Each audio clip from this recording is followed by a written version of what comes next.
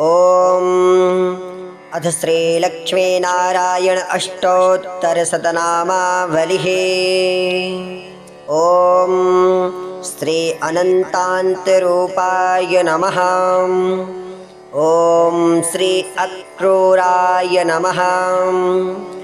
ॐ श्री अपमृत्युविनाशाय नमः।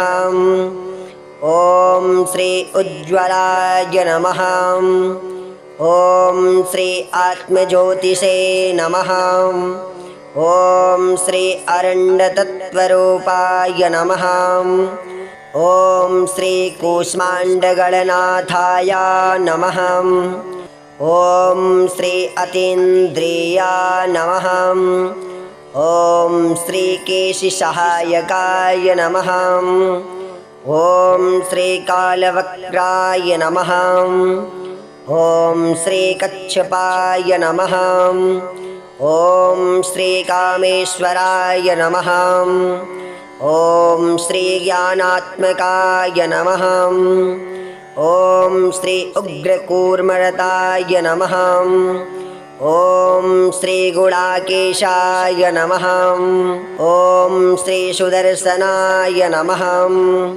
ॐ श्री देवदेवेशाय नमः। ॐ श्री मधुसूदनाय नमः। ॐ श्री करुणासिन्धवे नमः। ॐ श्री सप्तविंशतिकात्मने नमः। ॐ श्री विश्वात्मकाय नमः। ॐ श्री वागीश्वराय नमः। ॐ श्री यज्ञवाराहाय नमः। ॐ श्री स्वर्गापवर्गदात्रे नमः।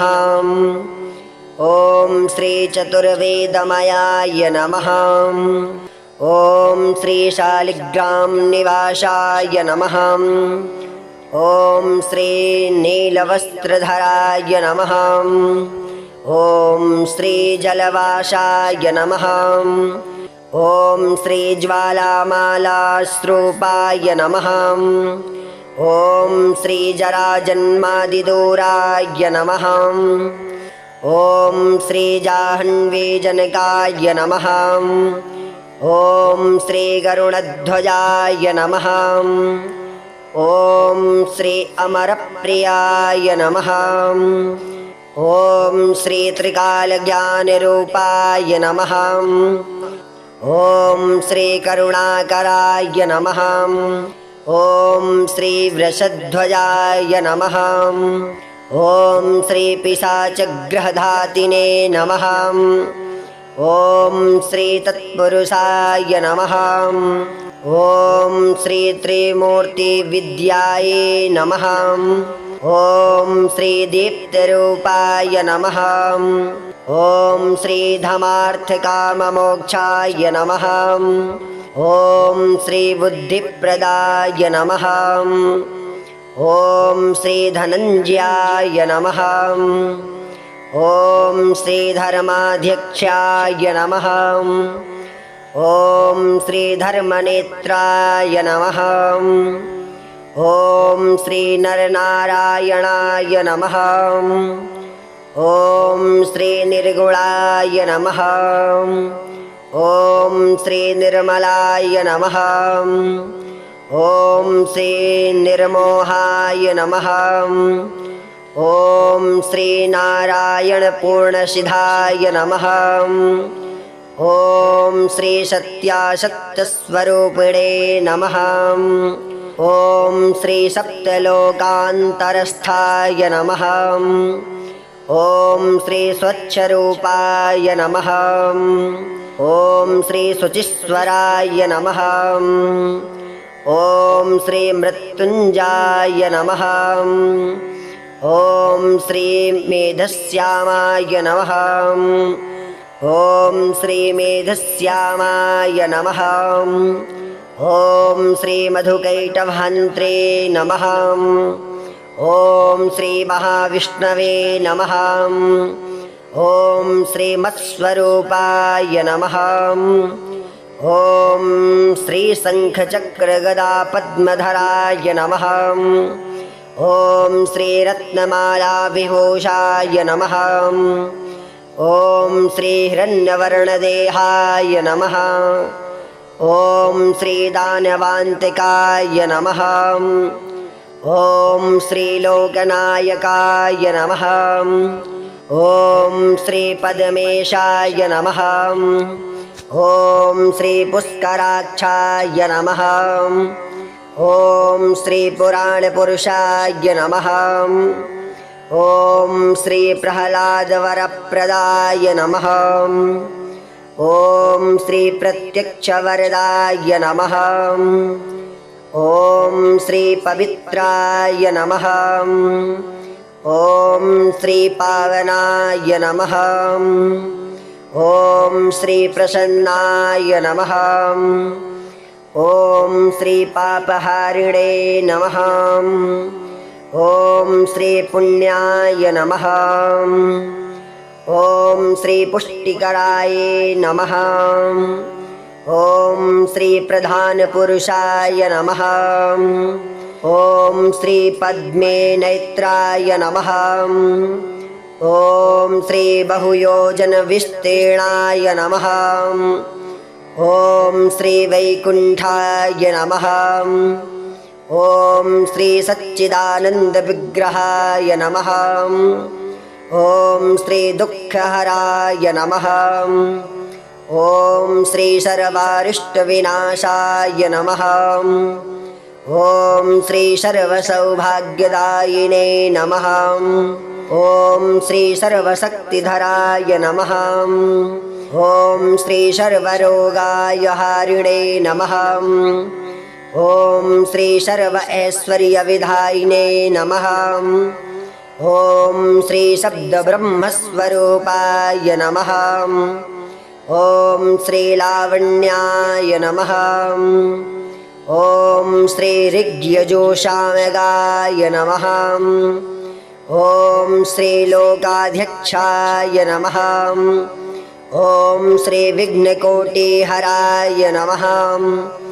ॐ श्रीविपक्षयमूर्तये नमः।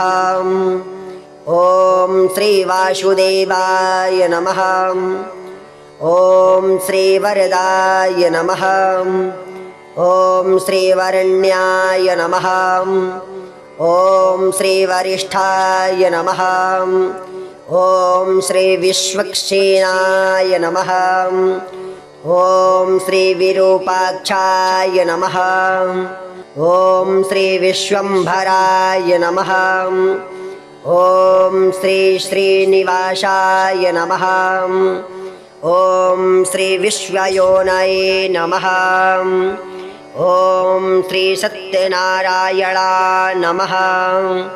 ॐ श्रीसत्यध्वजाय नमः। ॐ श्रीसूक्तिकरणाय नमः। ॐ श्रीशतरूपाय नमः। ॐ श्रीसहस्रवदनाय नमः। ॐ श्रीसहस्रायुधधारिणे नमः। ॐ श्रीसुमित्रवरुडाय नमः। ॐ श्री अनन्तान्तरूपाय नमः। ॐ श्री अक्रूराय नमः। ॐ श्री अपमृत्युविनाशाय नमः। ॐ श्री उज्ज्वलाय नमः। ॐ श्री आत्मज्योतिषे नमः। ॐ श्री अरण्यतत्त्वरूपाय नमः। ॐ श्री कूष्माण्डगणनाथाय नमः। ॐ श्री अतीन्द्रियाय नमः। ॐ श्री केशिसहायकाय नमः। ॐ श्री कालवक्त्राय नमः। ॐ श्री कच्छपाय नमः। ॐ श्री कामेश्वराय नमः। ॐ श्री ज्ञानात्मकाय नमः। ॐ श्री उग्रकूर्मरताय नमः। ॐ श्री गुडाकेशाय नमः। ॐ श्री सुदर्शनाय नमः। ॐ श्रीदेवदेवेशाय नमः। ॐ श्रीमधुसूदनाय नमः। ॐ श्रीकरुणासिन्धवे नमः। ॐ श्रीसप्तविंशतिकात्मने नमः। ॐ श्रीविश्वात्मकाय नमः। ॐ श्रीवागीश्वराय नमः। ॐ श्रीयज्ञवाराहाय नमः। ॐ श्रीस्वर्गापवर्गदात्रे नमः। ॐ श्रीचतुर्वेदमयाय नमः। ॐ श्रीशालिग्राम निवासाय नमः। ॐ श्रीनीलवस्त्रधराय नमः। ॐ श्रीजलवासाय नमः। ॐ श्रीज्वालामालास्रूपाय नमः। ॐ श्रीजराजन्मादिदूराय नमः। ॐ श्रीजाह्नवीजनकाय नमः। ॐ श्रीगरुडध्वजाय नमः। ॐ श्री अमरप्रियाय नमः। ॐ श्रीत्रिकालज्ञानरूपाय नमः। ॐ श्रीकरुणाकराय नमः। ॐ श्रीवृषध्वजाय नमः। ॐ श्रीपिशाचग्रहधातिने नमः। ॐ श्रीतत्पुरुषाय नमः। ॐ श्रीत्रिमूर्तिविद्याये नमः। ॐ श्रीदीप्तरूपाय नमः। ॐ श्रीधमार्थकाममोक्षाय नमः। ॐ श्रीबुद्धिप्रदाय नमः। ॐ श्रीधनञ्जयाय नमः। ॐ श्रीधर्माध्यक्षाय नमः। ॐ श्रीधर्मनेत्राय नमः। ॐ श्रीनरनारायणाय नमः। ॐ श्रीनिर्गुणाय नमः। ॐ श्रीनिर्मलाय नमः। ॐ श्रीनिर्मोहाय नमः। ॐ श्रीनारायणपूर्णसिद्धाय नमः। ॐ श्रीसत्यासत्यस्वरूपिणे नमः। ॐ श्रीसप्तलोकान्तरस्थाय नमः। ॐ श्रीस्वच्छरूपाय नमः। ॐ श्रीशुचिस्वराय नमः। ॐ श्रीमृत्युञ्जयाय नमः। ॐ श्रीमेधश्यामाय नमः। ॐ श्रीमेधश्यामाय नमः। ॐ श्रीमधुकैटभान्त्रे नमः। ॐ श्रीमहाविष्णवे नमः। ॐ श्रीमत्स्वरूपाय नमः। ॐ श्रीशङ्खचक्रगदापद्मधराय नमः। ॐ श्रीरत्नमालाविभूषाय नमः। ॐ श्रीहिरण्यवर्णदेहाय नमः। ॐ श्रीदानवान्तिकाय नमः। ॐ श्रीलोकनायकाय नमः। ॐ श्रीपद्मेशाय नमः। ॐ श्रीपुष्कराक्षाय नमः। ॐ श्रीपुराणपुरुषाय नमः। ॐ श्रीप्रह्लादवरप्रदाय नमः। ॐ श्रीप्रत्यक्षवरदाय नमः। ॐ श्रीपवित्राय नमः। ॐ श्रीपावनाय नमः। ॐ श्रीप्रसन्नाय नमः। ॐ श्रीपापहारिणे नमः। ॐ श्रीपुण्याय नमः। ॐ श्रीपुष्टिकराय नमः। ॐ श्रीप्रधानपुरुषाय नमः। ॐ श्रीपद्मे नेत्राय नमः। ॐ श्रीबहुयोजनविस्तीर्णाय नमः। ॐ श्री वैकुण्ठाय नमः। ॐ श्री सच्चिदानन्दविग्रहाय नमः। ॐ श्री दुःखहराय नमः। ॐ श्री सर्वारिष्टविनाशाय नमः। ॐ श्री सर्वसौभाग्यदायिने नमः। ॐ श्री सर्वशक्तिधराय नमः। ॐ श्री सर्वरोगाय हारिणे नमः। ॐ श्री सर्व ऐश्वर्यविधायिने नमः। ॐ श्री शब्दब्रह्मस्वरूपाय नमः। ॐ श्री लावण्याय नमः। ॐ श्री ऋग्यजुषामगाय नमः। ॐ श्री लोकाध्यक्षाय नमः। ॐ श्री विघ्नकोटिहराय नमः। ॐ श्री विपच्छयमूर्तये नमः। ॐ श्री वासुदेवाय नमः।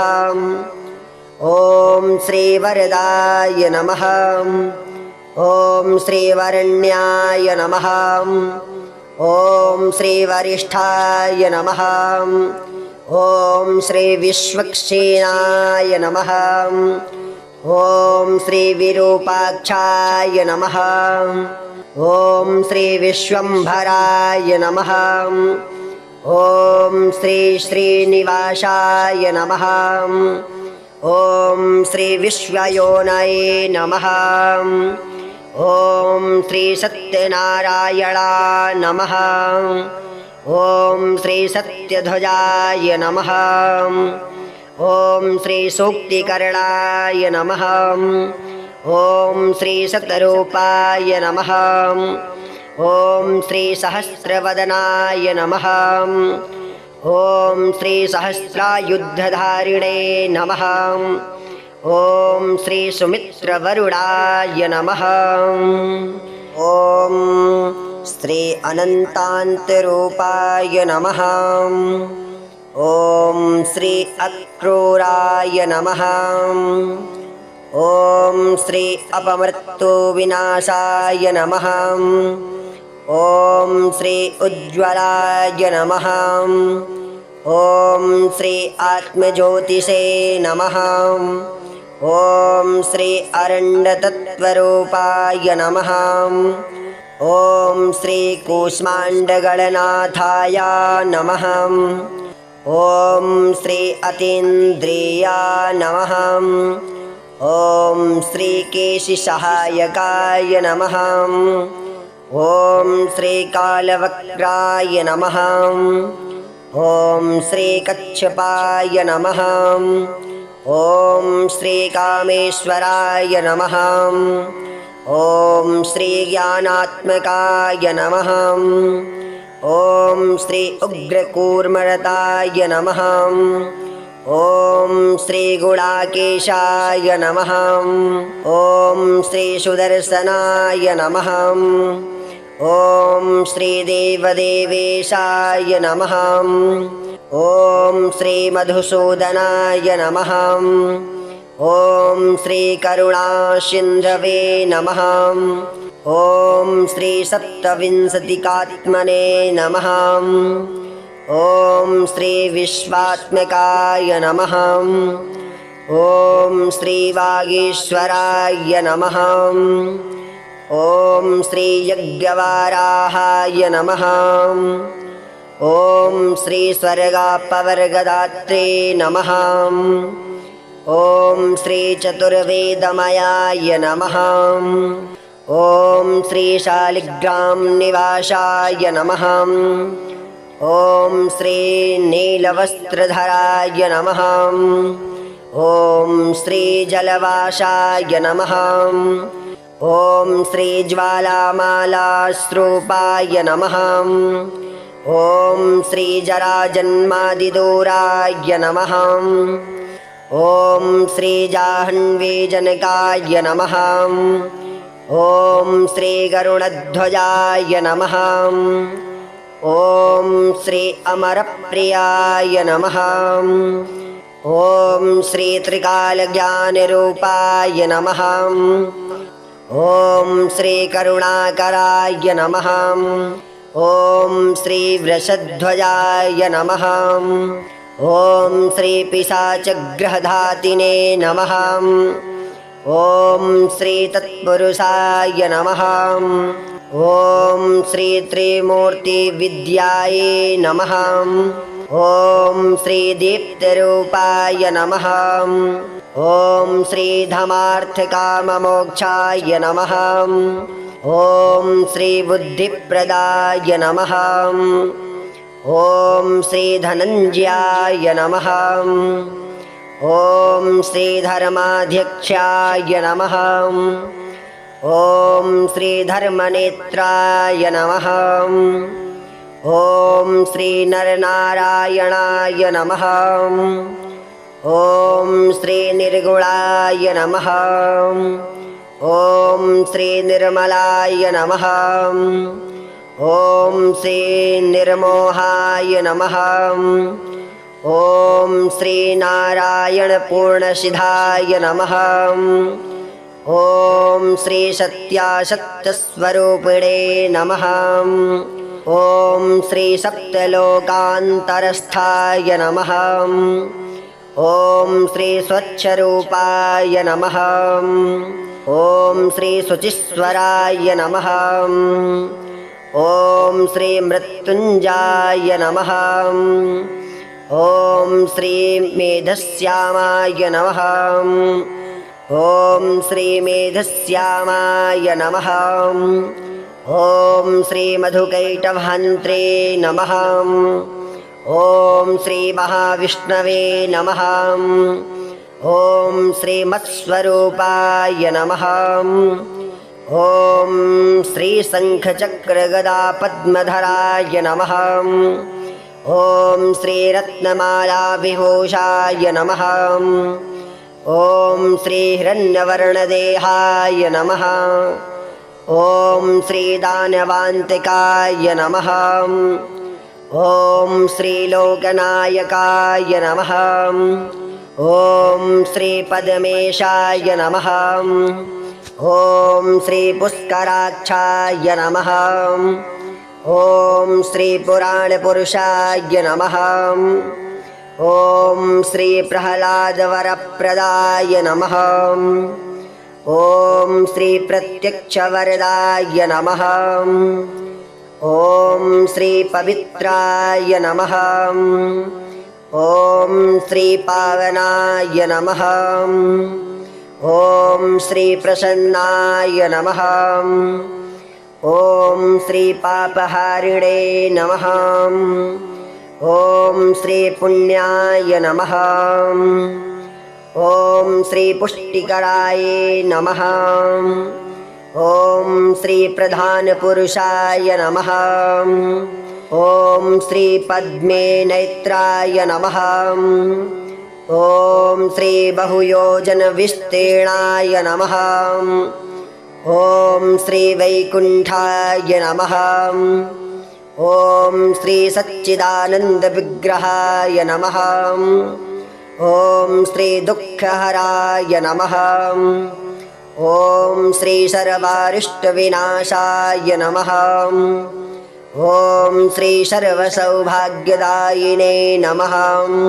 ॐ श्री सर्वशक्तिधराय नमः। ॐ श्री सर्वरोगाय हारिणे नमः। ॐ श्री सर्व ऐश्वर्यविधायिने नमः। ॐ श्री शब्दब्रह्मस्वरूपाय नमः। ॐ श्री लावण्याय नमः। ॐ श्री ऋग्यजुषामगाय नमः। ॐ श्री लोकाध्यक्षाय नमः। ॐ श्री विघ्नकोटिहराय नमः। ॐ श्री विपक्षयमूर्तये नमः। ॐ श्री वासुदेवाय नमः। ॐ श्री वरदाय नमः। ॐ श्री वरण्याय नमः। ॐ श्री वरिष्ठाय नमः। ॐ श्री विश्वक्सेनाय नमः। ॐ श्री विरूपाक्षाय नमः। ॐ श्री विश्वम्भराय नमः। ॐ श्री श्रीनिवासाय नमः। ॐ श्री विश्वयोनये नमः। ॐ श्री सत्यनारायणाय नमः। ॐ श्री सत्यध्वजाय नमः। ॐ श्री सूक्तिकर्णाय नमः। ॐ श्री सतरूपाय नमः। ॐ श्री सहस्रवदनाय नमः। ॐ श्री सहस्रायुधधारिणे नमः। ॐ श्री सुमित्रवरुणाय नमः। ॐ श्री अनन्तान्तरूपाय नमः। ॐ श्री अक्रूराय नमः। ॐ श्री अपमृत्युविनाशाय नमः। ॐ श्री उज्ज्वलाय नमः। ॐ श्री आत्मज्योतिषे नमः।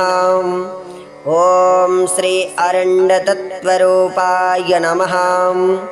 ॐ श्री कूष्माण्डगणनाथाय नमः। ॐ श्री अतीन्द्रियाय नमः। ॐ श्री केशिसहायकाय नमः। ॐ श्री कालवक्त्राय नमः। ॐ श्री कच्छपाय नमः।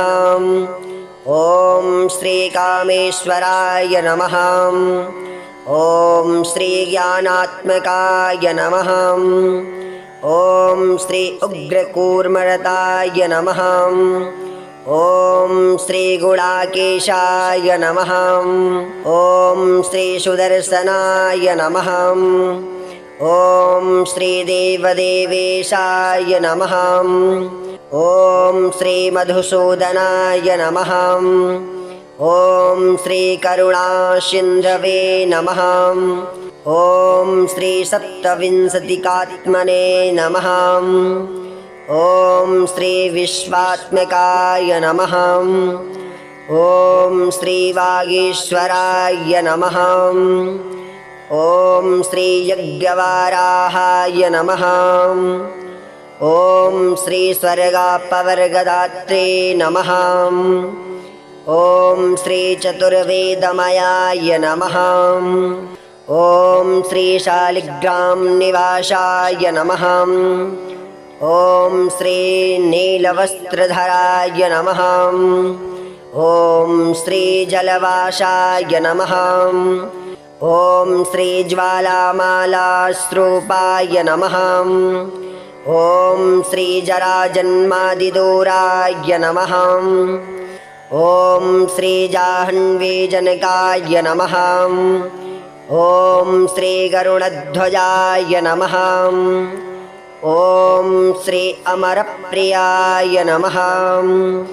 ॐ श्री त्रिकालज्ञानरूपाय नमः। ॐ श्री करुणाकराय नमः। ॐ श्री वृषध्वजाय नमः। ॐ श्री पिशाचग्रहधातिने नमः। ॐ श्री तत्पुरुषाय नमः। ॐ श्री त्रिमूर्तिविद्याये नमः। ॐ श्री दीप्तरूपाय नमः। ॐ श्री धमार्थकाममोक्षाय नमः। ॐ श्री बुद्धिप्रदाय नमः। ॐ श्री धनञ्जयाय नमः। ॐ श्री धर्माध्यक्षाय नमः। ॐ श्री धर्मनेत्राय नमः। ॐ श्री नरनारायणाय नमः। ॐ श्री निर्गुणाय नमः। ॐ श्री निर्मलाय नमः। ॐ श्री निर्मोहाय नमः। ॐ श्री नारायणपूर्णसिद्धाय नमः। ॐ श्री सत्यासत्यस्वरूपिणे नमः। ॐ श्री सप्तलोकान्तरस्थाय नमः। ॐ श्री स्वच्छरूपाय नमः। ॐ श्री शुचिस्वराय नमः। ॐ श्री मृत्युञ्जयाय नमः। ॐ श्री मेधश्यामाय नमः। ॐ श्री मेधश्यामाय नमः। ॐ श्री मधुकैटभान्त्रे नमः। ॐ श्री महाविष्णवे नमः। ॐ श्री मत्स्वरूपाय नमः। ॐ श्री शङ्खचक्रगदापद्मधराय नमः। ॐ श्री रत्नमालाविभूषाय नमः। ॐ श्री हिरण्यवर्णदेहाय नमः। ॐ श्री दानवान्तिकाय नमः। ॐ श्री लोकनायकाय नमः। ॐ श्री पद्मेशाय नमः। ॐ श्री पुष्कराक्षाय नमः। ॐ श्री पुराणपुरुषाय नमः। ॐ श्री प्रह्लादवरप्रदाय नमः। ॐ श्री प्रत्यक्षवरदाय नमः। ॐ श्री पवित्राय नमः। ॐ श्री पावनाय नमः। ॐ श्री प्रसन्नाय नमः। ॐ श्री पापहारिणे नमः। ॐ श्री पुण्याय नमः। ॐ श्री पुष्टिकराय नमः। ॐ श्री प्रधानपुरुषाय नमः। ॐ श्री पद्मे नेत्राय नमः। ॐ श्री बहुयोजनविस्तीर्णाय नमः। ॐ श्री वैकुण्ठाय नमः। ॐ श्री सच्चिदानन्दविग्रहाय नमः। ॐ श्री दुःखहराय नमः। ॐ श्री सर्वारिष्टविनाशाय नमः। ॐ श्री सर्वसौभाग्यदायिने नमः। ॐ श्री सर्वशक्तिधराय नमः। ॐ श्री सर्वरोगाय हारिणे नमः। ॐ श्री सर्व ऐश्वर्यविधायिने नमः। ॐ श्री शब्दब्रह्मस्वरूपाय नमः। ॐ श्री लावण्याय नमः। ॐ श्री ऋग्यजुषामगाय नमः। ॐ श्री लोकाध्यक्षाय नमः। ॐ श्री विघ्नकोटिहराय नमः। ॐ श्री विपच्छयमूर्तये नमः। ॐ श्री वासुदेवाय नमः। ॐ श्री वरदाय नमः। ॐ श्री वरण्याय नमः। ॐ श्री वरिष्ठाय नमः। ॐ श्री विश्वक्सेनाय नमः। ॐ श्री विरूपाक्षाय नमः। ॐ श्री विश्वम्भराय नमः। ॐ श्री श्रीनिवासाय नमः। ॐ श्री विश्वयोनये नमः। ॐ श्री सत्यनारायणाय नमः। ॐ श्री सत्यध्वजाय नमः। ॐ श्री सूक्तिकर्णाय नमः। ॐ श्री शतरूपाय नमः। ॐ श्री सहस्रवदनाय नमः। ॐ श्री सहस्रायुधधारिणे नमः। ॐ श्री सुमित्रवरुणाय नमः। ॐ श्री अनन्तान्तरूपाय नमः। ॐ श्री अक्रूराय नमः। ॐ श्री अपमृत्युविनाशाय नमः। ॐ श्री उज्ज्वलाय नमः। ॐ श्री आत्मज्योतिषे नमः। ॐ श्री अरण्यतत्त्वरूपाय नमः। ॐ श्री कूष्माण्डगणनाथाय नमः। ॐ श्री अतीन्द्रियाय नमः। ॐ श्री केशिसहायकाय नमः। ॐ श्री कालवक्त्राय नमः। ॐ श्री कच्छपाय नमः। ॐ श्री कामेश्वराय नमः। ॐ श्री ज्ञानात्मकाय नमः। ॐ श्री उग्रकूर्मरताय नमः। ॐ श्री गुडाकेशाय नमः। ॐ श्री सुदर्शनाय नमः। ॐ श्री देवदेवेशाय नमः। ॐ श्री मधुसूदनाय नमः। ॐ श्री करुणासिन्धवे नमः।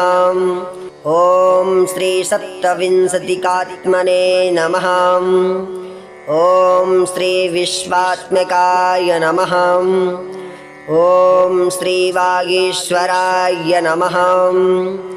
ॐ श्री यज्ञवाराहाय नमः। ॐ श्री स्वर्गापवर्गदात्रे नमः। ॐ श्री चतुर्वेदमयाय नमः। ॐ श्री शालिग्राम निवासाय नमः। ॐ श्री नीलवस्त्रधराय नमः। ॐ श्री जलवासाय नमः। ॐ श्री ज्वालामालास्रूपाय नमः। ॐ श्री जराजन्मादिदूराय नमः। ॐ श्री जाह्नवीजनकाय नमः। ॐ श्री गरुडध्वजाय नमः। ॐ श्री अमरप्रियाय नमः। ॐ श्री त्रिकालज्ञानरूपाय नमः। ॐ श्री करुणाकराय नमः। ॐ श्री वृषध्वजाय नमः। ॐ श्री पिशाचग्रहधातिने नमः। ॐ श्री तत्पुरुषाय नमः। ॐ श्री त्रिमूर्तिविद्याये नमः। ॐ श्री दीप्तरूपाय नमः। ॐ श्री धमार्थकाममोक्षाय नमः। ॐ श्री बुद्धिप्रदाय नमः। ॐ श्री धनञ्जयाय नमः। ॐ श्री धर्माध्यक्षाय नमः। ॐ श्री धर्मनेत्राय नमः। ॐ श्री नरनारायणाय नमः। ॐ श्री निर्गुणाय नमः। ॐ श्री निर्मलाय नमः। ॐ श्री निर्मोहाय नमः। ॐ श्री नारायणपूर्णसिद्धाय नमः। ॐ श्री सत्यासत्यस्वरूपिणे नमः। ॐ श्री सप्तलोकान्तरस्थाय नमः। ॐ श्री स्वच्छरूपाय नमः। ॐ श्री शुचिस्वराय नमः। ॐ श्री मृत्युञ्जयाय नमः। ॐ श्री मेधश्यामाय नमः। ॐ श्री मेधश्यामाय नमः। ॐ श्री मधुकैटभान्त्रे नमः। ॐ श्री महाविष्णवे नमः। ॐ श्री मत्स्वरूपाय नमः। ॐ श्री शङ्खचक्रगदापद्मधराय नमः। ॐ श्री रत्नमालाविभूषाय नमः। ॐ श्री हिरण्यवर्णदेहाय नमः। ॐ श्री दानवान्तिकाय नमः। ॐ श्री लोकनायकाय नमः। ॐ श्री पद्मेशाय नमः। ॐ श्री पुष्कराक्षाय नमः। ॐ श्री पुराणपुरुषाय नमः। ॐ श्री प्रह्लादवरप्रदाय नमः। ॐ श्री प्रत्यक्षवरदाय नमः। ॐ श्री पवित्राय नमः। ॐ श्रीपावनाय नमः। ॐ श्रीप्रसन्नाय नमः। ॐ श्रीपापहारिणे नमः। ॐ श्रीपुण्याय नमः। ॐ श्रीपुष्टिकराय नमः। ॐ श्रीप्रधानपुरुषाय नमः। ॐ श्रीपद्मे नेत्राय नमः। ॐ श्रीबहुयोजनविस्तीर्णाय नमः। ॐ श्रीवैकुण्ठाय नमः। ॐ श्रीसच्चिदानन्दविग्रहाय नमः। ॐ श्रीदुःखहराय नमः। ॐ श्रीसर्वारिष्टविनाशाय नमः। ॐ श्रीसर्वसौभाग्यदायिने नमः। ॐ श्रीसर्वशक्तिधराय नमः। ॐ श्रीसर्वरोगाय हारिणे नमः। ॐ श्रीसर्व ऐश्वर्यविधायिने नमः। ॐ श्रीशब्दब्रह्मस्वरूपाय नमः। ॐ श्रीलावण्याय नमः। ॐ श्रीऋग्यजुषामगाय नमः। ॐ श्रीलोकाध्यक्षाय नमः। ॐ श्रीविघ्नकोटिहराय नमः। ॐ श्रीविपच्छयमूर्तये नमः। ॐ श्रीवासुदेवाय नमः। ॐ श्रीवरदाय नमः। ॐ श्रीवरण्याय नमः। ॐ श्रीवरिष्ठाय नमः। ॐ श्रीविश्वक्सेनाय नमः। ॐ श्रीविरूपाक्षाय नमः। ॐ श्रीविश्वम्भराय नमः। ॐ श्रीश्रीनिवासाय नमः। ॐ श्रीविश्वयोनये नमः। ॐ श्रीसत्यनारायणाय नमः। ॐ श्रीसत्यध्वजाय नमः। ॐ श्रीसूक्तिकरणाय नमः। ॐ श्रीसतरूपाय नमः। ॐ श्रीसहस्रवदनाय नमः। ॐ श्रीसहस्रायुधधारिणे नमः। ॐ श्रीसुमित्रवरुणाय नमः। ॐ इति श्री लक्ष्मीनारायण अष्टोत्तरशतनामावलिः सम्पूर्णम्। ॐ श्रीलक्ष्मीनारायणाभ्यां नमः।